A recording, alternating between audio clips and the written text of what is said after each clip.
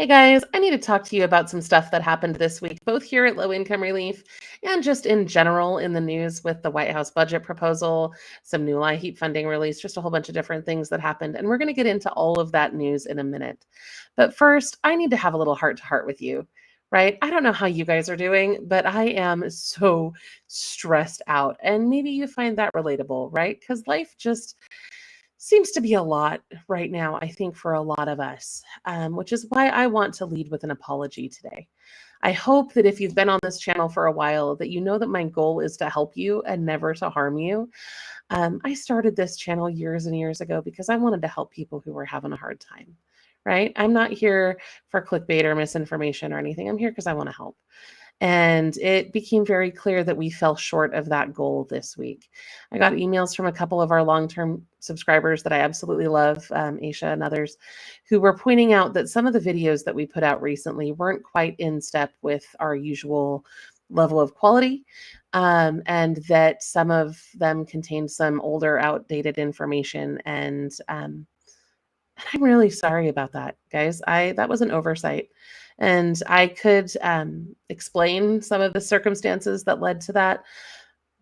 But part of my integrity pledge on this channel is that when I screw up, I take ownership for that, right? I don't want you to ever think that I'm cheating or misleading you for views or anything like that. So I messed this one up and I apologize. And I hope that I can make amends to you for that, because I don't like making those kinds of oversights. Now, one of the problems that we're having here at Low Income Relief right now is, first of all, things are just changing so fast, right? I am overwhelmed. I don't know if you're overwhelmed. I kind of hate that part of my job is to stay in the headlines all the time and try to keep track of all of this, because it just seems like every day there's new stuff and it's almost always bad news, and it's exhausting, right? And I hate being the person who's constantly bringing you bad news. I hate that. I want this channel to be uplifting and hopeful and not just a constant bombardment of bad things, because that sucks. It sucks for you. It sucks for me. It sucks for everybody. So, anyway, I could go on and on about that, but I'm not going to. But there is one other thing you need to know, is that in addition to trying to track all of these changes, which we are going to talk about a lot here in just a minute, there's another thing we're dealing with as well, and that's scammers. Now, you guys know from experience that scammers love the low income space, right? Like, we've seen so many scams over the years, and I've tried so hard to keep you informed about those. And a lot of the videos on our secondary channel, Fast Facts by Low Income Relief, are all about those scams that are constantly happening. Well, now we have scammers who are pretending to be me. And that is a whole new level of bad, because I have tried so hard to build a brand that you can always trust. And as you can see by this, let me make this bigger for you here. As you can see by this screen that I'm sharing, they stole my logo. They stole our brand name. They basically copied and pasted our channel description. They're sharing my videos. They're stealing some of the same community posts that I've put on Low Income Relief. These guys are stealing my work and pretending to be me to deceive you. And I can't control this. And that is stressing me out like crazy. I have talked to so many different people, so many different platforms, trying to get this shut down, and I can't do it. I'm pretty sure Mrs. Alma is the one who brought this to my attention, but I can see that dozens of you have been tagged by posts on this page. And I need you to understand that I will never tag you in a post. I feel like that's really invasive, right? I'm not going to do that to you. So if you're being tagged by a page that claims to be Low Income Relief, that is absolutely not me. The only exception to that is on Facebook, because if you're in our Facebook community group, sometimes we'll do the @everyone thing, and then that will ping everybody in the group. But I'm never going to tag you name by name like this. This is not something that our team will ever, ever do. I have been trying to get him shut down. It's not working. So I wanted to come on here with screenshots to show you what to look for, so that if you encounter a fake page like this, you will be able to tell what is and isn't legitimately Low Income Relief. So first out of the gate here, you'll notice in the URL, it says Low Income Reliefs with an S at the end. Our brand doesn't do that. It's just straight Low Income Relief when you look at our page. If you look at the username, which is under the main Low Income Relief title there, it also ends in an S. That is not us. You can also check out that subscriber count. They only have 3 subscribers. That number is going up, and that alarms me. But we have over 200,000 subscribers on our main channel, Low Income Relief, and we have over 7,000 subscribers on our secondary channel, which is called Fast Facts by Low Income Relief. Those are the only 2 low income relief channels that I run. I have other YouTube channels that I run for other things. You may see my face on other videos in different places. But as far as low income assistance, the only channels we run are Low Income Relief, no S, and Fast Facts by Low Income Relief. Another thing you can look for here as you see this page is if you look at their homepage, they're not posting any of their own videos. If you look at our page, which is over here on the left, you can see we've got featured videos, we've got all of these different tabs and things because we've been making content for a very, very long time. On the other hand, over here on the right with the scam site, it's all just posts. Another thing you can look for is if you open the about or the description, which you get to by clicking on the little more link there underneath the top. But if you open that up, again, this is side by side. Ours is over here on the left, and I had to crop it a little bit. When you see this green jagged line there, that's because I kind of spliced 2 pictures together because we have lots of different links there. If you look at when the channel started, our channel started June 11th of 2017. That's when I started this YouTube channel and started uploading our videos. Their channel started, February of 2021 or whatever. Any other imposter page is not going to be able to probably nail that same June 11th, 2017 date. So that's a pretty solid indicator. You can also tell that the email address we have listed is info@lowincomerelief.com. Any communication that comes out of Low Income Relief is going to come from an @lowincomerelief.com email address. And that's going to be Low Income Relief, no S, nothing else, no dashes, no hyphens, no dots. Just that straight lowincomerelief.com because that's the domain that I own. You can also see we've got a lot more subscribers, we've got a lot more videos, we've got a lot more total views and so on. So just make sure you look there if you see one of these pages and you're not sure it's really us. All of that being said, I am so sorry. I did not mean to spend so much time on all of that. I know you're here probably for the budget proposal and the other news we're going to talk about today. So I apologize that I took so long on all that. And let's go ahead and move on. I am really good at rambling. I'm sorry, guys. I would love to know in the comments if you like this live format or if you prefer that I just go down to my studio and record a scripted video so that I don't ramble. I've had a lot of conflicting comments over the years from people who say that I ramble too much, and from people who say that I move too fast through things and I should explain it better. So I would love to know what you think about that because your opinion really does matter here, and it really informs what we try to do here at Low Income Relief. Okay, so first of all, let's go over what is even going on right now, right? So the White House released their budget blueprint. It's called a skinny budget.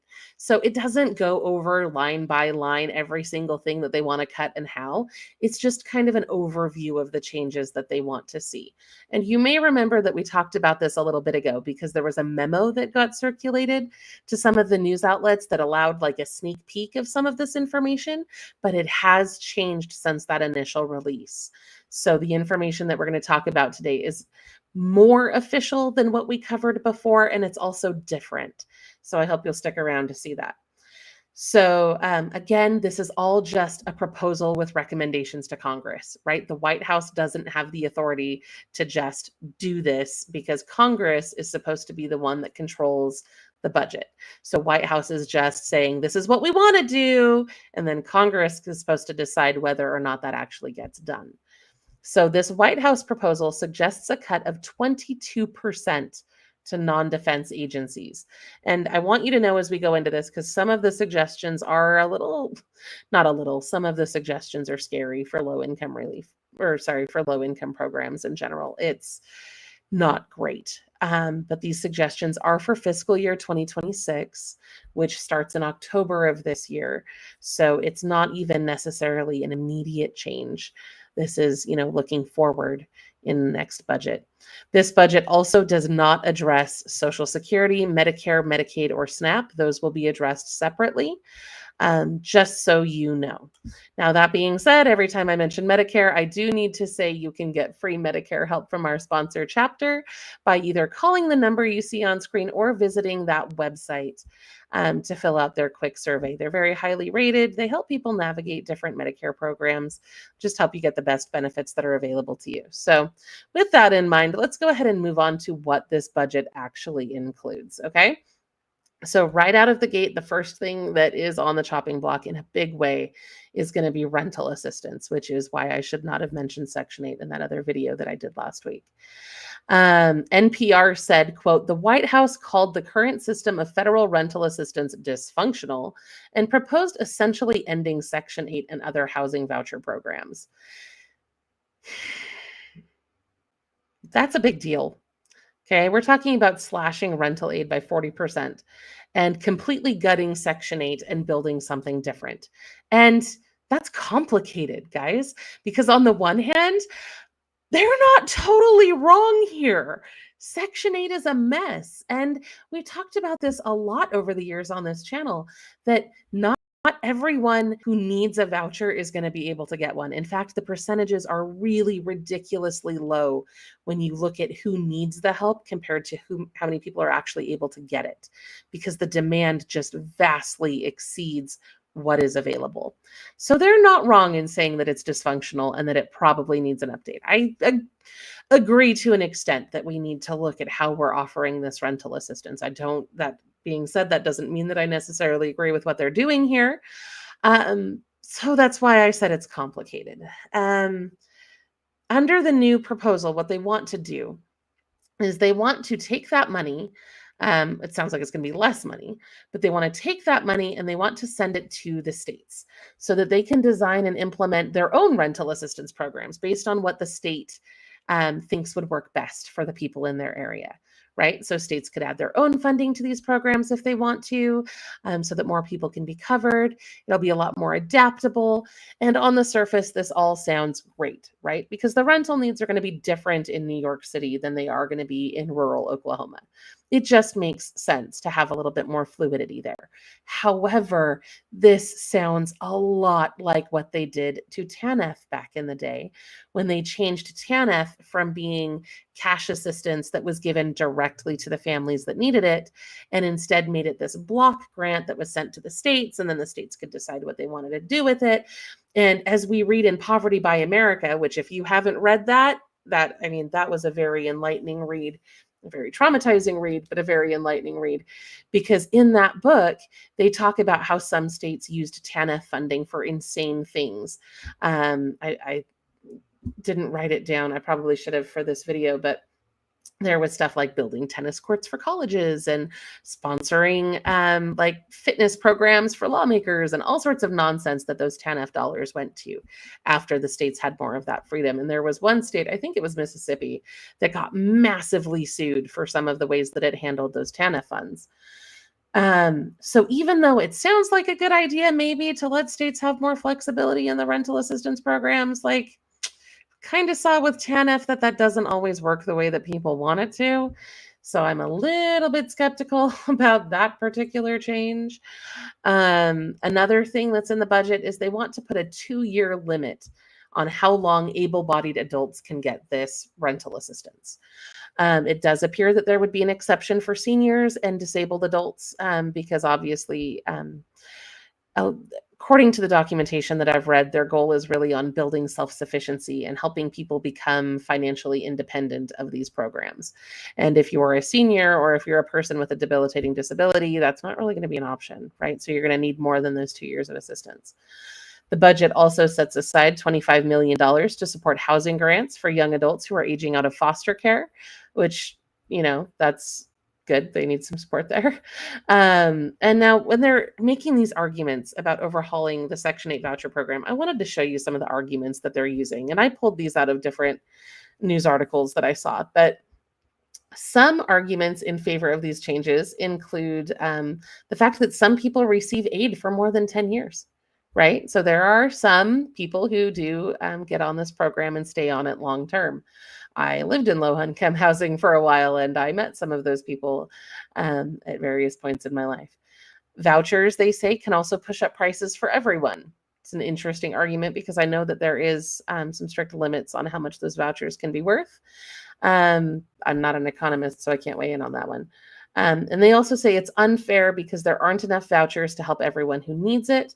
And that if they enact these changes, like the 2-year limit, they'll be able to help more people with those resources. Now, obviously, housing assistance was a major issue in the White House budget proposal, but there are a lot of experts who are saying that Congress probably will not enact all of those cuts because they're just not sure. There's some skepticism there that people who are going to face reelection would want to make those kinds of cuts. But again, that's all speculation, right? All we know for sure is what the White House said they wanted. And until a lot of that goes through the process, we're not going to know exactly what that outcome is going to look like. So another thing that's facing cuts is homeless help. The budget would shrink the White House proposal would shrink HUD's budget for homeless assistance by about 12%. Now, this is, they also want to change the way that the money is distributed. So right now, HUD gives the money to nonprofits. Nonprofits handle that budget and figure out how to help the people. The new program that they want to roll out would just give the money directly to the states and bypass that network of local nonprofits. I don't know if the states would then give it to the nonprofits or if the nonprofits would be cut out entirely. I assume that would be a state-by-state decision. They also want to say that you can only get 2 years of homelessness assistance as well. So we're seeing a lot of limits coming on the different assistance programs. Other housing cuts are also being proposed here, including eliminating the Home Investment Partnership Program, which is a program that helps encourage developers to build more affordable housing by giving them different incentives and things. They also want to cut a program that helps nonprofits enforce fair housing laws. And I did see some concerns from different experts that disaster recovery programs could be impacted as well. But that didn't necessarily appear to be spelled out in the budget itself because I couldn't find any confirmation that that was in there. And then, of course, utility assistance. And this is not good, in my opinion. I've used LIHEAP in the past. I know a lot of you rely on LIHEAP every year. This is massively concerning to me, and I'm sure it probably is to you as well.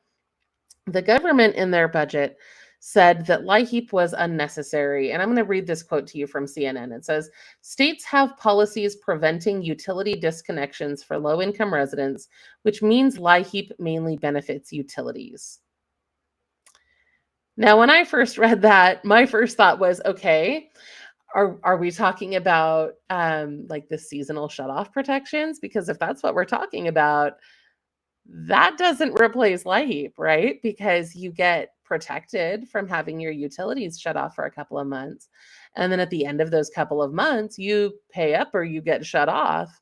They don't necessarily include any sort of actual financial help with the cost of your bill.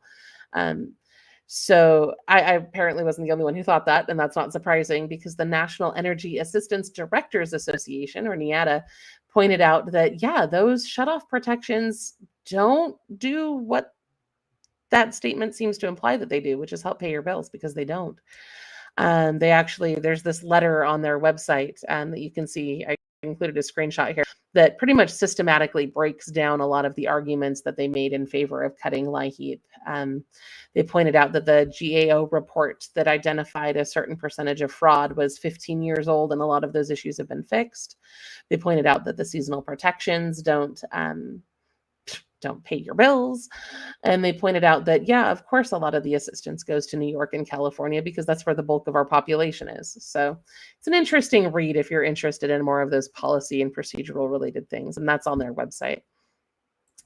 Now, of course, there are other things being cut here in this budget as well. This graph from Axios I thought was really interesting because it shows the percentage of non-defense discretionary spending as a percentage of GDP. And you can see that this new proposed budget just really drops it below where it's been before. The budget also calls for a lot of other cuts, but they aren't necessarily as relevant, I think, to a lot of what our biggest concerns here at low income relief are. So I'm not going to go into these into a lot of detail, but you can see we've got, climate science research, clean energy, EV charging programs, foreign economic and disaster assistance, peacekeeping stuff, education funding for schools, National Institutes of Health, CDC, nuclear energy, IRS, Job Corps, public broadcasting, a lot of different things like that. Two things of note on this page that I do want to draw your attention to, though, because we have talked about them in the past. A lot of people, there's a lot of discount national parks passes and state parks pass programs that we've talked about in the past. So I thought it was interesting that they want to cut the National Park Service and they want to make some of those smaller national parks into state parks instead, especially if they don't draw a heavy amount of people from out of state. And then down in that bottom line, the Institute of Museum and Library Services is the organization that has coordinated Museums for All, which is the organization that helps encourage museums to offer discounts to low-income people who may not otherwise be able to visit. So with the cuts to IMLS, I don't know what's going to happen to Museums for All. I do know that there are a lot of other organizations outside of Museums for All that are doing the same sort of discount thing. So those discounts may continue. Although if grants to museums are being cut, I don't know exactly how all that's going to pan out. A lot of this, and this is where a lot of the frustration is coming in making our videos lately. A lot of this is wait and see, right? Like, we don't really know what's going to happen. Nobody seems to have a clear idea for what's going to happen. Things are so chaotic. And I don't love coming to you with information that I'm not 100% sure on. I don't want to add to the uncertainty and the stress in your life. That's a horrible thing. You've got enough of that. You don't need me doing that to you too. And just know that breaks my heart, that I'm in that position where a lot of what I'm bringing to you is to the best of my knowledge, but it still doesn't feel good enough, right? Especially when there's not a lot we can do to push back on it, you know? Because when I look at these numbers and the budget proposals and, they're talking about how many people could lose their vouchers or be evicted or lose their food benefits, those aren't numbers. Those are people. Those are, in a lot of cases, people that I love very dearly. People that I'm friends with, that I know in my community. And there are people that I talk to in the comments section. And I love so many of you. And I hate every time I see the numbers talking about people who are going to be cut or who are going to be suffering. I hate thinking that any of that is going to hurt you, because I don't want you guys to struggle. I really liked it better in the days when we were covering a lot more, good news that was going to be helping you out. This is just really hard. Anyway, so the budget does have a lot of things that it is funding. They are increasing funding for some things, including defense spending, border security, Mars exploration, charter schools, that sort of stuff. According to CNN, it looks like the budget is going to protect, whatever that means, transportation, homeland security, veterans affairs, Title I schools, Pell Grants, disaster assistance, wildfire suppression, and numerous other priorities. I did find it comforting that under the Veterans Affairs budget, they are going to increase the funds for veteran homelessness. Because if they are going to gut housing elsewhere under the argument that there are other programs that do the same thing, I am encouraged to see them strengthening at least one of those alternative programs, because that gives me hope. One thing that I also thought was interesting is that the AP noted that the Head Start program was not mentioned in the budget summary that was released on Friday. Now, that's a big deal, because the last time we talked to you guys about this, they had said that LIHEAP and Head Start were both going to disappear, basically. That was being circulated from the memo that was leaked earlier. Now, Head Start wasn't mentioned at all here, so hopefully that means that Head Start will be okay. I know that program is really important to a lot of low-income families, because it provides not only the early education access for the kids, but it also helps a lot of low-income parents get that more affordable childcare so that they can go to work and do things like that. So that is really important. And I'm just looking here at my notes. Okay, so we are not totally done. You guys know I like to leave you with action steps, and I know this particular one is probably feeling really redundant right now. But I just want to reiterate, this budget is not set in stone, right? It's not finalized. This is a White House skinny budget proposal to Congress recommending what the White House would like to have done. And that means that there is still the time and ability to reach out to your elected lawmakers in Congress and make your voice heard and try to protect the programs that you care about, right? So all you need to do is go to congress.gov, you enter your address, it'll give you the contact information for your representatives in the House of Representatives and for your senators in the Senate. And you can reach out to them. It'll give you phone numbers. It'll usually give you email addresses, physical addresses if you want to write a letter instead. But if you voice your opinion and make your voice heard, there is still time, hopefully, to just make sure that they know how you feel about these things. You know, I don't think I've got a Q&A in me today, guys. I really wanted to. I'm pretty emotional today, if you can't already tell. It's been a rough week over here. I hope you're okay, right? I hope you're doing all right. I do care about all of you very, very much. And I appreciate you being here. Appreciate you taking the time to watch the videos. Let me know what you need and what would be helpful to you, so that we can use that to influence the videos that we're making in the future. I really would like to get back to doing more videos about actionable help, right? The how to get free cars, how to get the things that you need. That's going to be kind of hard to do right now with so much up in the air, because it seems like we can make a video one day and then 2 days later it's not as accurate as it should be because things are changing. But we're doing our best to navigate that. So let me know what you need. And I hope you have a great day, and I will talk to you guys later.